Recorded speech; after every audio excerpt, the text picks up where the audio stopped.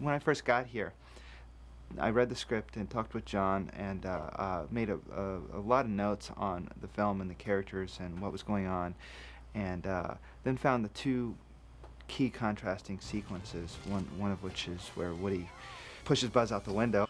Buzz! Buzz! One where they reconcile at the end of the film. Buzz, I can't do this without you. I need your help.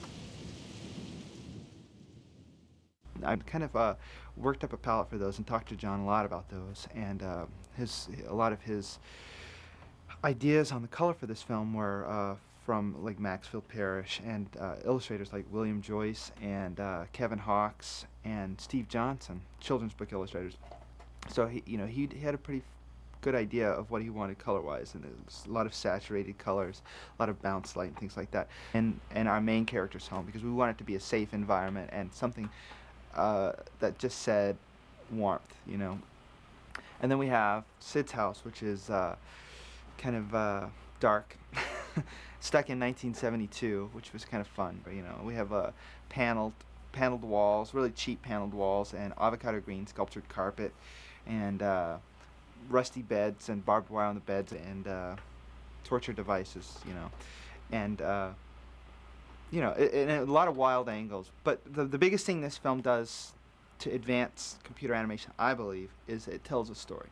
It tells a very simple story with really developed personalities and relationships. The story led the art direction, the lighting, the music, It challenged the technical crew on this film to things that maybe they didn't think they could do or hadn't thought of before.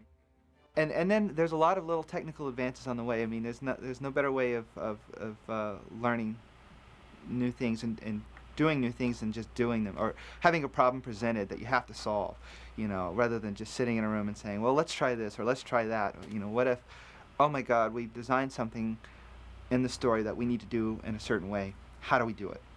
And there's nothing like challenging one of the technical directors, because they could solve anything here. They really can solve anything. But also, one of the things we tried to do with this film was to remove it from its computer look.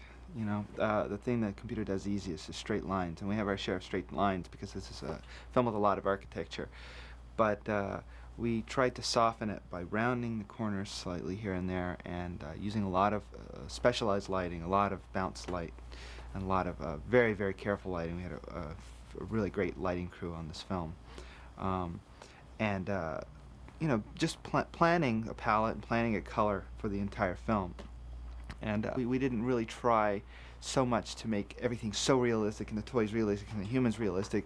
What we wanted to do was make it believable, and create an entire world versus trying to create reality. In a lot of ways, we've tried to make it hyper real, and I don't mean like more than real. It's just a kind of a heightened sense of reality. And what we tried to do was a cartoon. It was still a tremendous challenge, and something that I haven't seen anywhere in computer animation.